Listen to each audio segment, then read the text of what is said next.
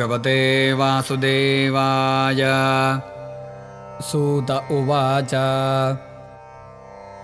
यं ब्रह्मा वरुणेन्द्ररुद्रमरुतस्तुन्वन्ति दिव्यैस्तवैः वेदैः साङ्गपदक्रमोपनिषदैर्गायन्ति यं सामगाः ध्यानावस्थिततद्गतेन मनसा पश्यन्ति यं योगिनो यस्यान्तन्न विदुःसुरासुरगणा देवाय तस्मै नमः।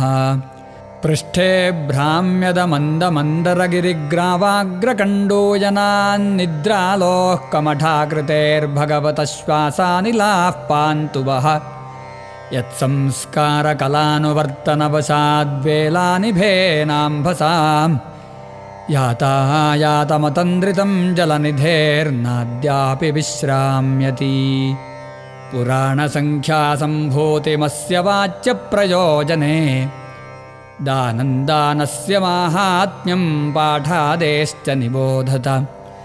ब्राह्मं 10,000 पाद्यं 55 च श्रीवैष्णवं 23 दशाष्टौ श्रीभागवतं नारदं 25 मार्कण्डं 9 च 10 14 भविष्यं स्यात् तथा 500 च।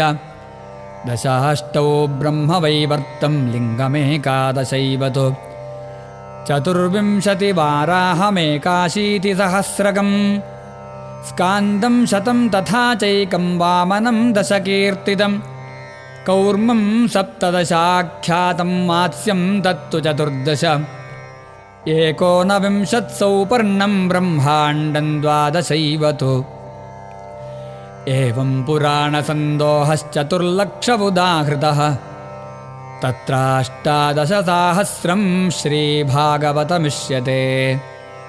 इदं भगवता पूर्वं ब्रह्मणेनाभिपङ्कजे स्थिताय भवभीताय कारुण्यात् सम्प्रकाशितम्।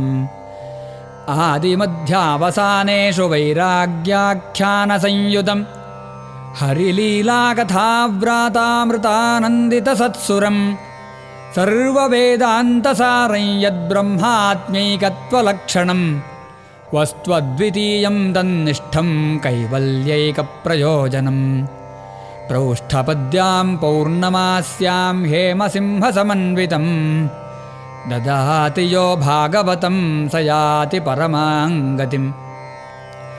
राजन्ते तावदन्यानि पुराणानि सताङ्गणे यावन्न दृश्यते साक्षात् श्रीमद्भागवतं परम्।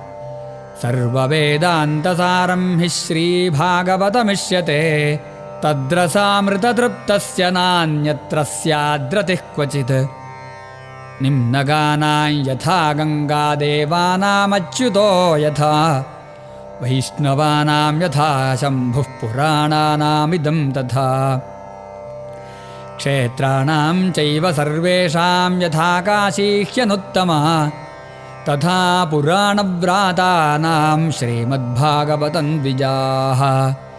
श्रीमद्भागवतं पुराणममलं यद्वैष्णवानां प्रियं यस्मिन् पारमहंस्यमेकममलं ज्ञानं परं गीयते तत्र ज्ञानविरागभक्तिसहितं नैष्कर्म्यमाविष्कृतं तच्छृण्वन् विपठन् विचारणपरो भक्त्या विमुच्येन्नरः।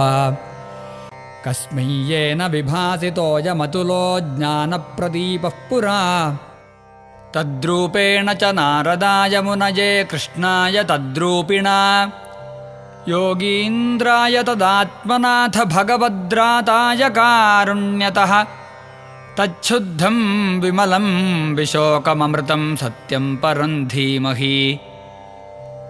नमस्तस्मै भगवते वासुदेवाय साक्षिणे य इदं कृपया कस्मै व्याचचक्षे मुमुक्षवे। योगीन्द्राय नमस्तस्मै शुकाय ब्रह्मरूपिणे संसारसर्पदष्टं यो विष्णुरातममोमुचत्। भवे भवे यथा भक्तिः पादयोस्तव जायते तथा कुरुष्व देवेश नाथस्त्वन्नो यतः प्रभो नाम संकीर्तनं यस्य सर्वपापप्रणाशनम् प्रणामो दुःखशमनस्तन्नमामि हरिं परम् इति श्रीमद्भागवते महापुराणे वैयासिक्यामष्टादशसाहस्र्यां पारमहंस्यां संहितायां 12 स्कन्धे 13 सर्वत्र गोविन्दनामसङ्कीर्तनं गोविन्द गोविन्द।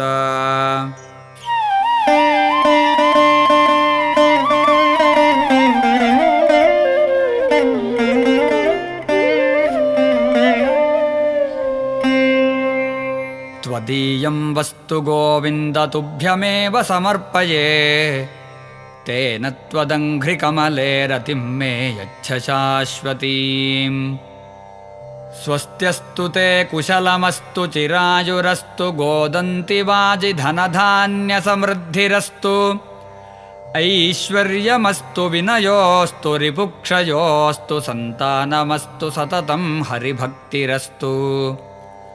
कायेन वाचा मनसेन्द्रियैर्वा बुद्ध्यात्मना वा प्रकृते स्वभावात् करोमि यद्यत् सकलं परस्मै नारायणायेति समर्पयामि।